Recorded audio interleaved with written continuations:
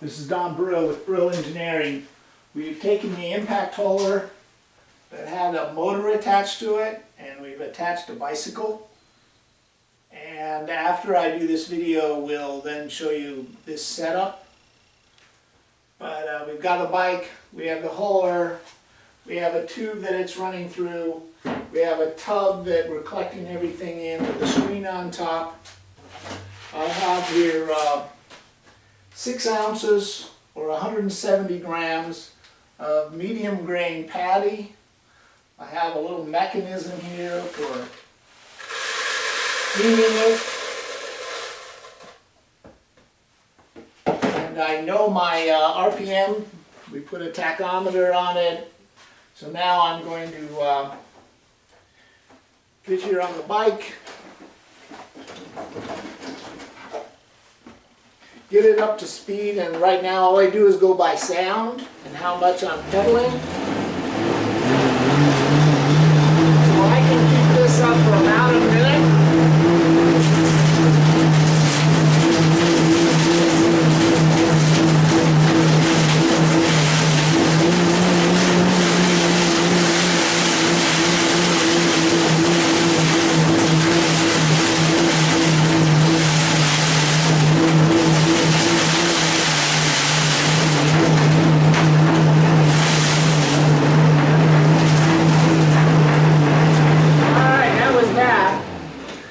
That's about all I can do.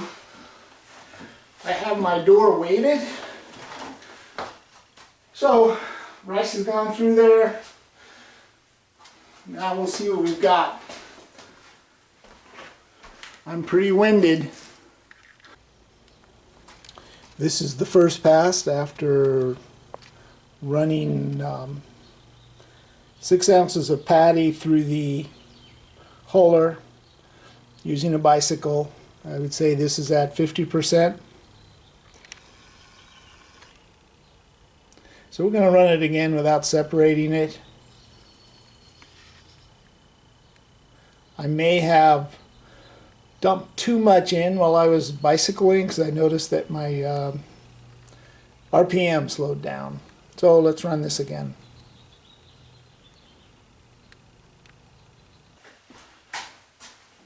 As I said earlier, we had about 50% haul rate. We'll give this another try. And it always gets easier as there's fewer rice patties that need to be hauled.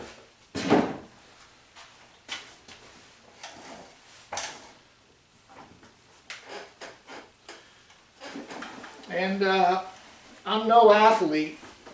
Others might be able to last longer than I do, but this is about all I can do. So about a minute at the most.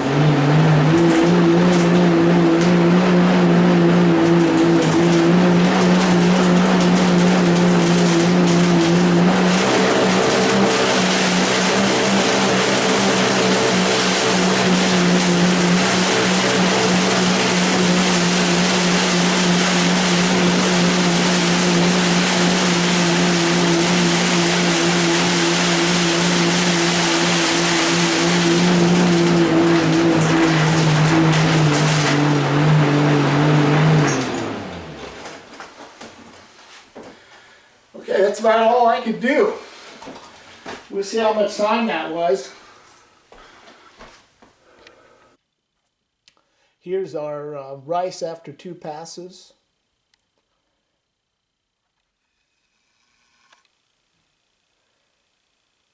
And the immatures, they just are never going to be processed. But this is well into the 90s. Another example of why we need a separator. If you have to, you can use the one that I designed. Use that method. Let me go over here and explain what we've done. I'm going to read this off so that people who don't have English as their first language, it'll translate for them. First, we have details on how to build this impact dehauler on our website at brillengineering.com.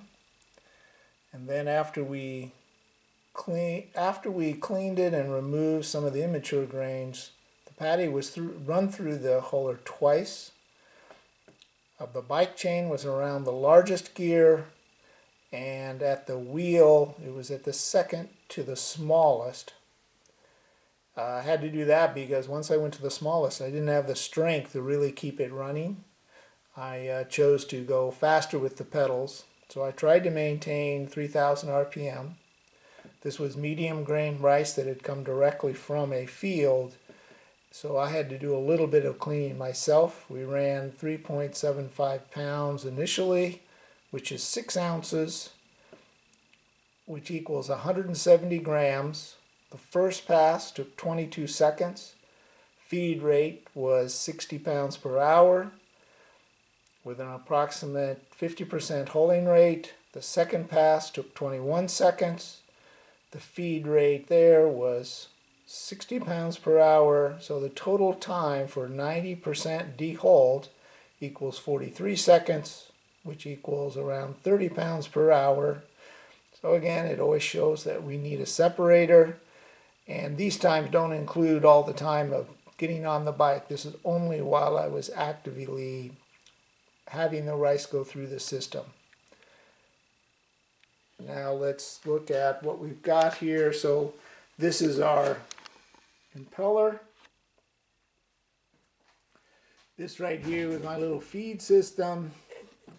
I just cut a piece of metal, thin metal in here, put a weight on this so it automatically closes. This round shaft, I just epoxied it into place. I've got this long PVC tube that I use for my handle. This is so a little bit more detail on the bike. So it's not a street bike, it's a mountain bike. So on a street bike, you're going to have possibly even a bigger gears. So this one, I'm looking at about 6.5. Outside is 7 inches. And then back in here, I'm thinking it's about 2 inches. So I have a ratio of 3. So if I can do 100 RPMs with my pedals, I've got 6 to 2. So that gives me to 300. Right? And then I have a ratio of 10. Let me see what this actually is, what the rim is. So my rim is actually it's 21.